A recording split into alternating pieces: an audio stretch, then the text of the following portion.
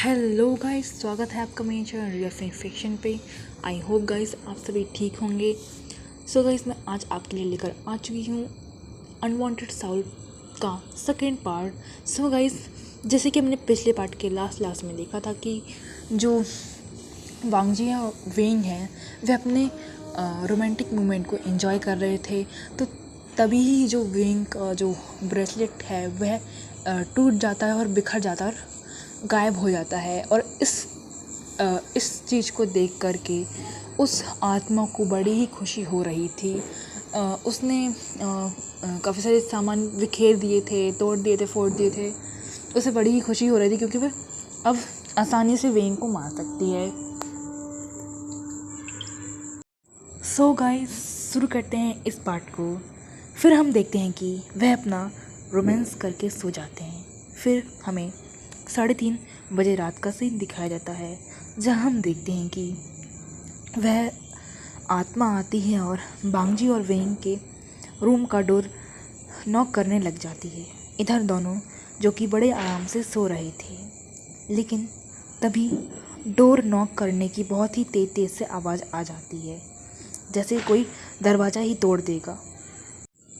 हम देखते हैं कि वेंग की तो नींद ही नहीं खुल रही थी। वह हिल डुल के फिर से सो गया था, लेकिन बांगजी की आंखें खुलती हैं। वह जब अपनी आंखें खुलता है तो देखता है कि कोई ज़ोर ज़ोर से दरवाजे को पीट रहा है। बांगजी बोलता है, कौन है इतनी रात को, कौन आया है? वह उठता है और एक बार फिर से वेंग को देखता है और दरवाजे की तरफ बढ़ता है। और जब वह दरवाजे को खोलने ही वाला था, तभी वह अचानक जो आवाज़ें आ रही थीं, दरवाजे को पीटने की जो आवाज़ें आ रही थीं, वह रुक जाती हैं। बांगजी बोलता है, यह क्या? अभी तो ये आवाज़ें यहीं से आ रही थीं। फिर वह उस दरवाजे को छोड़ता है और वापस सोने के लिए चल जाता है।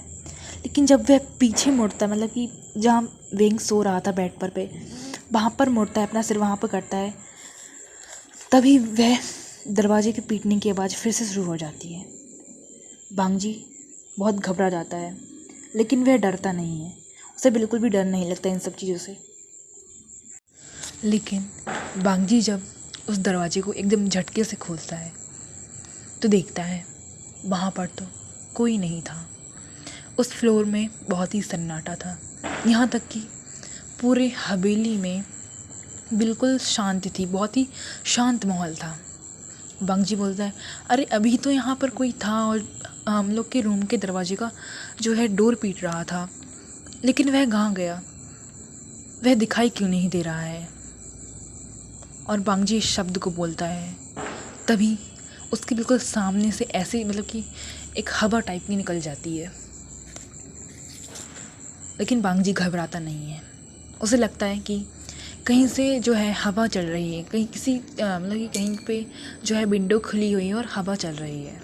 लेकिन ऐसा नहीं था, बाहर कोई भी हवा नहीं चल रही थी और ना ही कोई विंडो खुली थी। वह आत्मा थी जो बांगजी को मतलब कि बांगजी के सामने से निकल गई। लेकिन जो हमारा बांगजी था बहुत ही ब्रेव था, बहुत ही निडर था, और वह इस सब चीज़ों को इग्नोर करता है और अपने रूम में जाने के लिए मुड़ता है। लेकिन तभी उससे और भी आवाज़ें आती हैं। वह आवाज़ किचन से आ रही थी। किचन से जो है बर्तनें गिर रहे थे, कुछ तोड़फोड़ की आवाज़ें आ रही थी। बांगजी अब जो है रूम की तरफ मुड़ करके सीधे किचन की तरफ बढ़ने लग जाता है। वह सीढ़ियों से उतरने लग जाता है और हमें पता ही है कि जब भी उन लोग जो हैं सीढ़ियों को चढ़ते थे या फिर उतरते थे तो उसमें से हमेशा ही आवाज़ें आया करती थी, और आज भी वैसे ही हो रहा था। उस सीढ़ियों से आवाज़ें आ रही थी और बांगजी धीरे धीरे कदमों को रख के अपने किचन तक पहुंच जाता है। लेकिन जब वह किचन में पहुंचता है तो वहाँ पर कोई भी बर्तन नहीं गिरे थे और ना ही कोई आवाज़ें आ रही थी। वहाँ पर एक तिनका भी नीचे ज़मीन पर नहीं गिरा था, बिल्कुल फ्लोर साफ था। बांगजी बोलता है, अरे अभी तो यहाँ पर बर्तनों को गिरने की आवाज़ें आ रही थी, अभी तो यहाँ पर कुछ चीज़ें बिखरने की आवाज़ें आ रही थीं। लेकिन वह गिरी क्यों नहीं और आवाज़ें बंद क्यों हो गई। और जो किचन है वहाँ पर एक कोने पर एक बिल्ली बैठी हुई थी। बागजी बोलता है, अरे मैं फालतू में ही इतना वो कर रहा था, ये बिल्ली ही है जो मुझे परेशान कर रही है। मैं तो भूल ही गया हम लोग का घर इतना पुराना है कि मतलब कि हम लोग की हवेली इतनी पुरानी है कि यहाँ पर बिल्ली आती ही जाती रहती है। जब बागजी इन सब चीज़ों को सोच ही रहा था तभी उसे चिल्लाने की आवाज़ें आती हैं। यह आवाज़ सेकंड फ्लोर से आ रही थी, उसके रूम से आ रही थी। बागजी घबरा जाता है। वह जल्दी ही दौड़ना शुरू करता है। वह सीढ़ियों को चढ़ना शुरू करता है। उसे बहुत डर लग रहा था। वह दौड़ दौड़ करके सेकंड फ्लोर में आता है और वह अपने रूम की तरफ भागना ही शुरू करता है। तभी पूरे हवेली की लाइट या इलेक्ट्रिसिटी पूरी जो है चले गई थी। पूरी हवेली में अंधेरा हो गया था।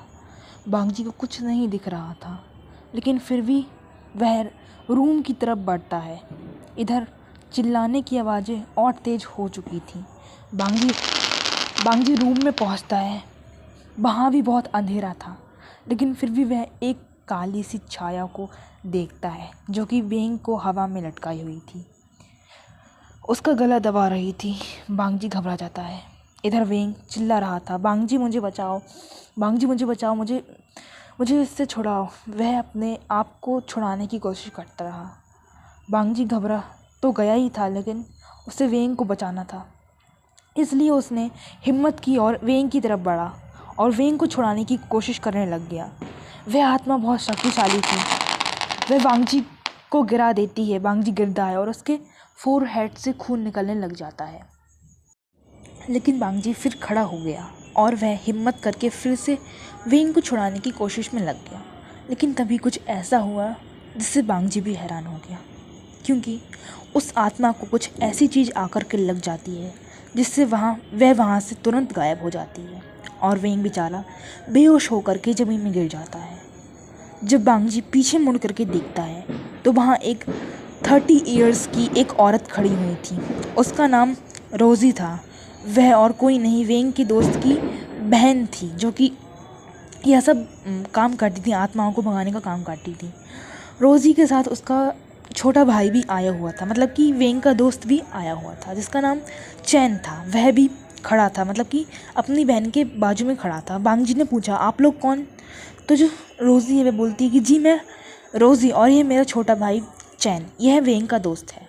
अब चैन बोलता है, बागजी से बोलता है चैन, वेंग ने हमें इस बारे में सब कुछ बता दिया था और मुझे पता था कि ऐसा कुछ होने वाला है, तो मैंने अपनी दीदी की हेल्प ली और मेरी सीजिया आपकी बहुत मदद कर सकती हैं। फिर उन लोग थोड़ी बहुत बातें करते हैं। बागजी वेंग को उठाता है और बेड पर आराम से लिटा देता है। हालांकि वेंग को अभी भी होश नहीं आया होता, वह अभी भी बेहोश था। फिर बागजी रोज़ी से बोलता है कि ये हम लोगों के पीछे क्यों पड़ी है, हमारे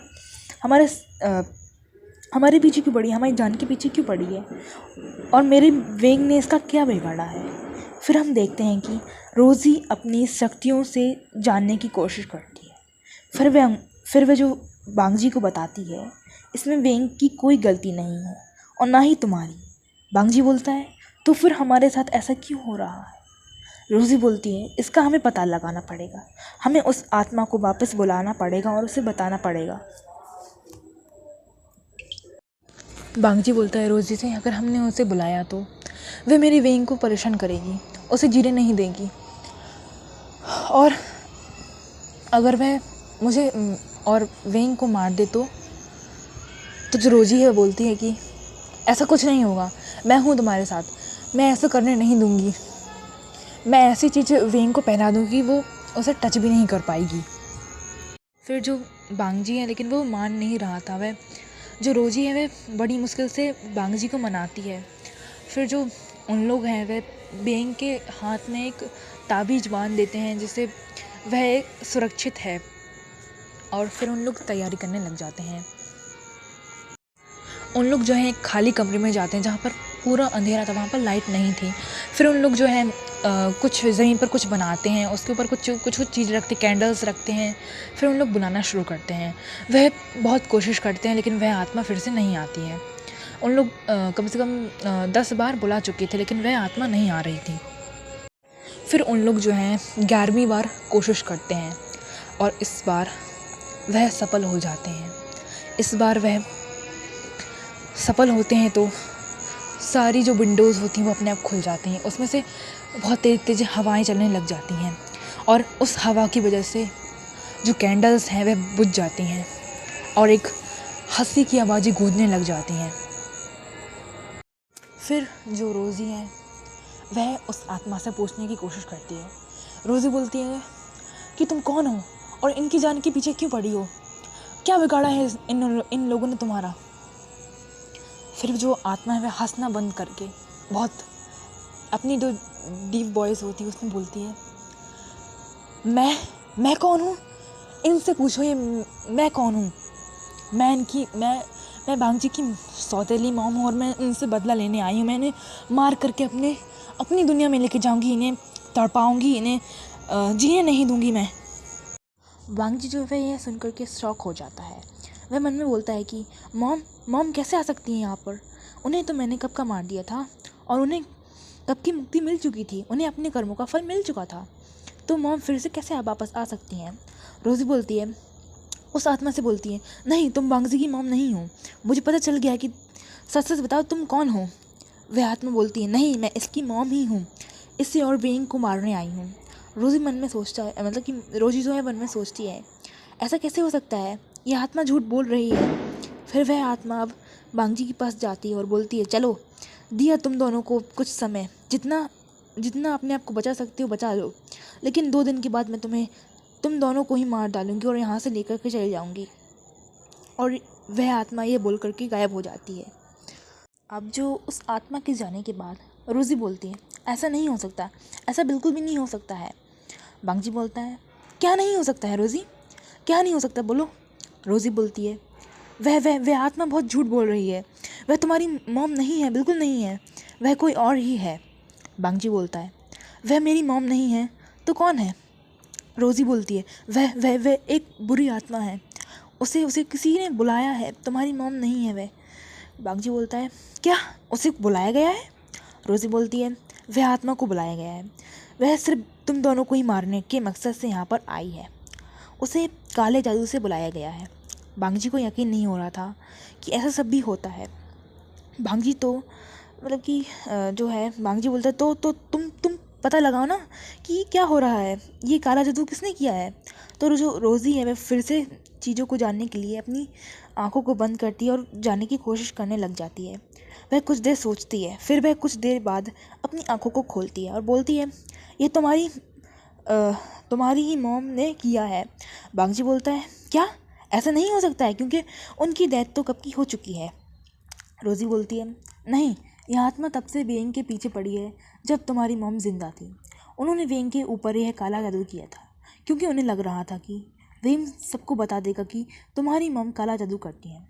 फिर रोज़ी बोलती है बांगजी से, मतलब कि क्या तुम्हारी मॉम किसी आत्मा को अपने कब्जे में करने की शक्ति थी उनके पास। तो जो बांगजी है वह बोलता है कि हाँ, उनके पास यह शक्ति थी। अब तो जो रोज़ी है उसे पूरा विश्वास हो चुका था कि ये बांगजी की मॉम ने ही किया था, और इधर पे बांगजी को विश्वास ही नहीं हो रहा था कि मेरी जो सौतेली मॉम है बस मेरे पीछे ही नहीं पड़ी है, मेरे वेंग के पीछे भी पड़ी है, उसकी जान लेना चाहती हैं। सो गाइस, वक्त आ चुका है इस पार्ट को एंड करने का। गाइस, मेरे अभी एग्ज़ाम चल रहे हैं तो मैं अपनी स्टोरी को शुरू नहीं कर पा रही हूँ और ना ही सोच पा रही हूँ कि मुझे आगे क्या लिखना चाहिए। तो जो मेरे एग्ज़ाम हैं वे जब ख़त्म हो जाएंगे तो मैं मैं पक्का से ही वीडियो लेकर आ जाऊंगी और एक अच्छी सी FFV लेके आने वाली हूँ जो कि बहुत ही हॉट होने वाली है। सो गाइस, देखते रहना, बने रहना मेरे साथ और अच्छे प्यारे कमेंट करते रहना। बाय गाइस, मिलते हैं।